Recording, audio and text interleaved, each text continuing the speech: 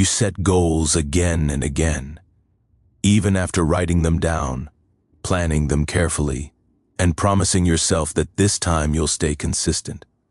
And yet weeks later, you're back in the same place, wondering what went wrong. What if the real problem isn't your discipline at all, but the way goals are taught to you? In this video, I'll share 5 psychology-backed fixes, supported by research and real-world use, that quietly transform how goal setting actually works so you finally follow through. I discovered this after years of setting ambitious goals and quitting halfway through, even when I genuinely wanted success. Research in behavioral psychology shows that most goals fail not because you're lazy or weak, but because they're designed against how your brain naturally works. The problem is that most advice focuses on motivation and willpower, which collapse under pressure. By the end of this video, you'll know exactly how to rebuild your goals so they work with your brain instead of fighting it. Let's get into it. Most people don't realize this, but the more you obsess over outcomes, the more your brain quietly resists taking action. You tell yourself you want to lose 20 pounds, make more money, or completely change your life. Those goals sound powerful, but they leave your brain staring at a huge mountain with no clear path forward.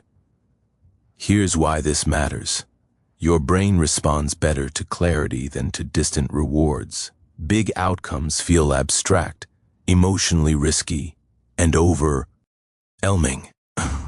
Research shows that when a goal feels too large or unclear, your brain tries to protect you by avoiding action altogether. That's why motivation fades so quickly after the first burst of excitement. Instead of obsessing over the end result, shift your focus to a small daily action you can complete in under 20 minutes. Something specific, something repeatable, something so clear that there's no confusion about what to do today. For example, instead of focusing on getting fit, focus on walking for 20 minutes after dinner. Stop tracking results and start tracking completion. Progress follows action, not obsession. Now you might be thinking, but don't I need motivation to stay consistent? That brings us to the next fix, and this one is uncomfortable for most people. Motivation feels powerful, but it's one of the weakest forces you can rely on. Most goals are built on the idea that you'll feel inspired, energized, and ready every day.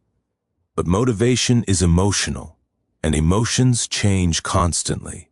When you're tired, stressed, or overwhelmed, motivation disappears, and so does your consistency. Research shows that motivation fluctuates based on sleep, stress, and environment. Your brain prefers comfort and efficiency, so when motivation drops, your brain chooses the easiest option. That's why relying on motivation eventually leads to quitting. The solution is to design your goals to work on your worst days, not your best ones. Reduce friction as much as possible. Prepare everything in advance, and attach the action to something you already do every day. For example, instead of saying, "I'll work out when I feel motivated," say, "After I brush my teeth, I do 10 push-ups." No emotion, no debate, just execution. Thousands of people who use this approach report higher consistency because the action becomes automatic instead of emotional. But even the best system will fail if it clashes with who you believe you are. And this is where most people sabotage themselves without realizing it. Your brain is designed to protect your identity. If your goal conflicts with how you see yourself, your brain will quietly pull you back to familiar behavior. You can't consistently act like someone you don't believe you are. Psychology shows that behavior follows identity.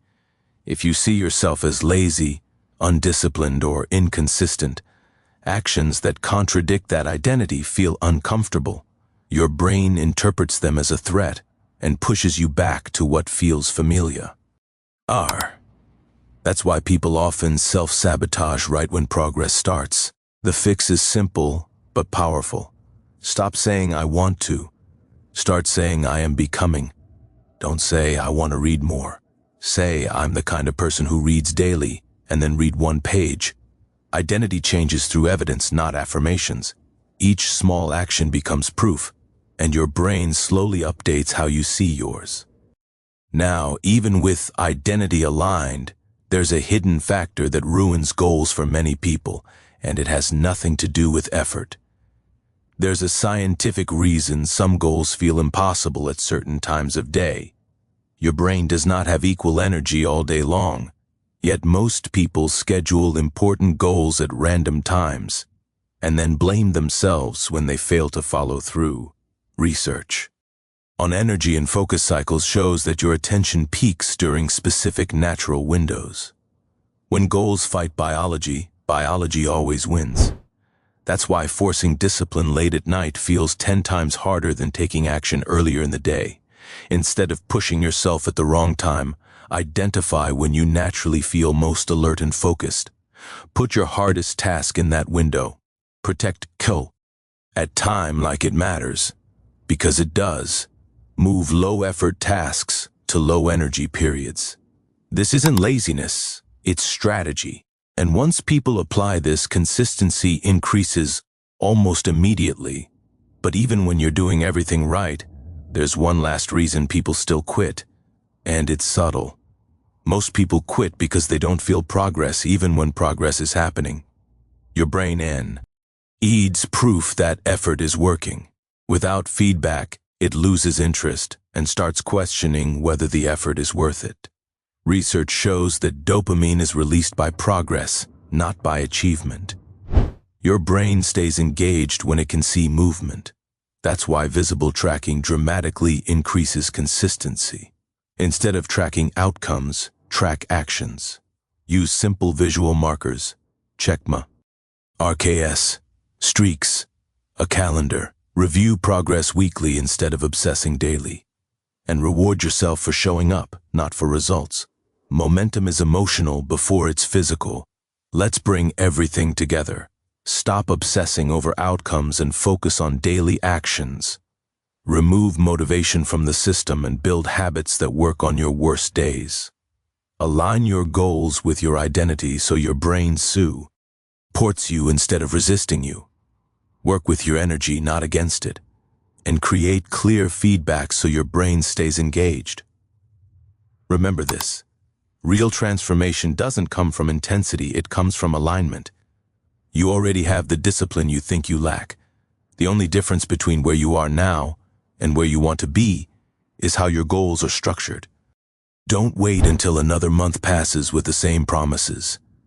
Start with one tiny action today, something so small you can't fail. I promise you, 30 days from now, you'll be grateful you started.